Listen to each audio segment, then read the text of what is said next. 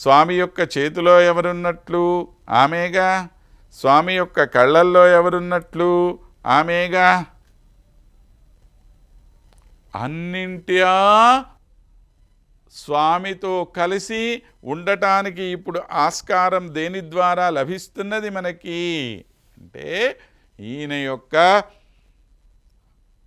పద్మ సదృశములైనటువంటి పాదములయందు, హస్తములయందు, నేత్రములయందు తాను విహరిస్తున్నట్లుగా ఉండేటువంటి దానవు కనుక కుశేషయ ఉదర విహారిణి అని ఈమెకు పేరు పెట్టేశాం. అద్భుతమైనటువంటి ఆ తామర పూల నడుమ విహరించేటువంటి ఓ తల్లి ఘన కనకద్యుతి అన్నాడు.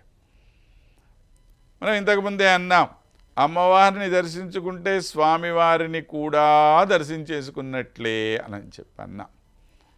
మరి స్వామివారి యొక్క దేహకాంతి ఏ విధమైనటువంటిది అంటే నీలమేఘశ్యాముడు అని కదా ఆయనకు పేరు.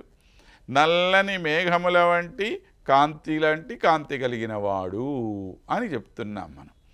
కనుక నల్లని కాంతులను ప్రకటింపచేసేటువంటి స్వామి ఎక్కడైతే ఉన్నాడో ఆ స్వామితోటి ఈమె ఎలా ఉన్నది, అమ్మవారి యొక్క రంగు ఏ విధంగా ఉంటుంది, బంగారపు రంగు అన్నమాట.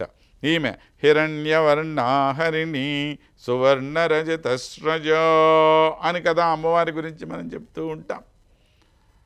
బంగారు వంటి మేనిఛాయతో నిగనిగా మెరిసేటువంటి తల్లి ఈమె.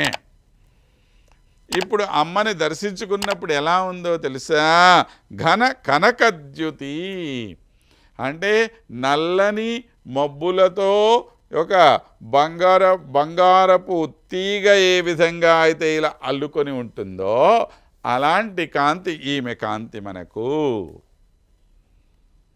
అంటే మేఘాలలో ఉండేటువంటి మెరుపు ఎలా ఉంటుందో అలా ఉంది అమ్మవారు. ఇప్పుడు అమ్మవారిని దర్శించుకున్నప్పుడు ఏమైంది చెప్పండి, స్వామి యొక్క నల్లని దేహకాంతి మనకు గుర్తొచ్చిందా? సరే, అమ్మవారు ప్రత్యక్షంగా ఎదురుగానే ఉన్నది కాబట్టి ఇప్పుడు ఇద్దరినీ దర్శించుకున్నటువంటి భాగ్యం ఇక్కడ కలిగిందా లేదా మనకి? ఒకే సమయంలో ఇద్దరినీ దర్శించుకున్నటువంటి ఒక అద్భుతమైన సన్నివేశం మనకు దొరికేసింది. ఇది తరువాత యువదశాం ముగ్ధదశామపి, ఒకే సమయంలో యవ్వనము లేప్రాయము రెండూ కలిగి ఉన్నట్లుగా ఉన్నావు నువ్వు అని చెప్పాను.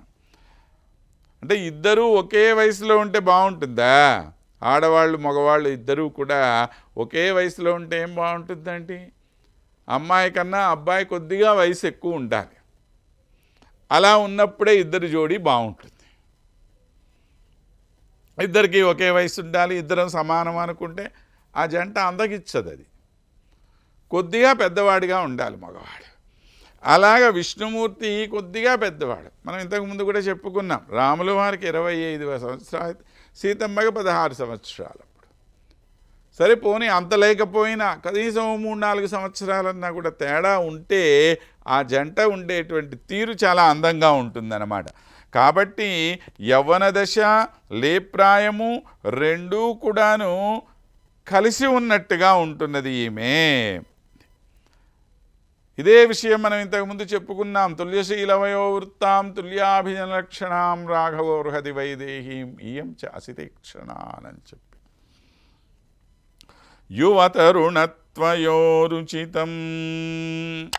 ఆ విధంగా యవ్వనానికి లేప్రాయానికి రెండిటికీ కూడా సమానమైనటువంటి స్థితిలో నువ్వు ఉన్నావమ్మా అని చెప్పి అసమాన దేశ వినివేశి.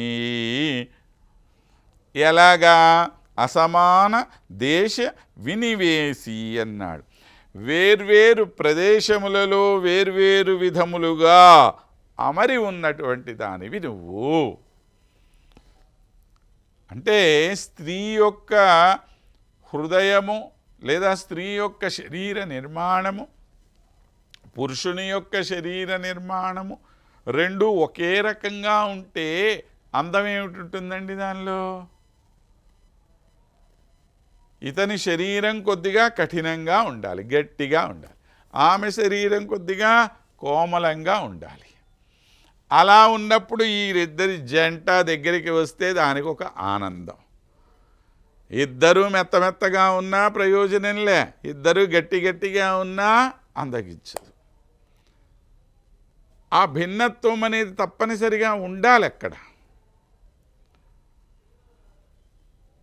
ఆమె యొక్క శరీర నిర్మాణంకి ఒక స్త్రీ శరీర నిర్మాణంలో ఉండవలసినటువంటి గొప్పదనం అక్కడ ఉండాలి.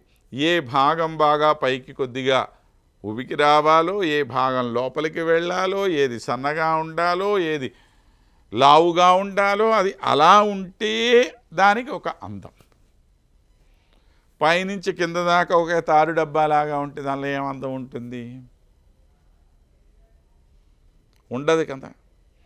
కాబట్టి ఈ లక్షణాలు ఏవైతే ఉన్నాయో వీటిని అంత చక్కగా మనం అనుభవించాలి అనంటే అవి ఆయా ఆ వ్యక్తుల యొక్క స్వభావానికి, వారి యొక్క దేహ నిర్మాణానికి అనుకూలమైనటువంటి రీతిలో ఉండాలి. కనుక అలాగా అసమాన దేశ వినివేశి.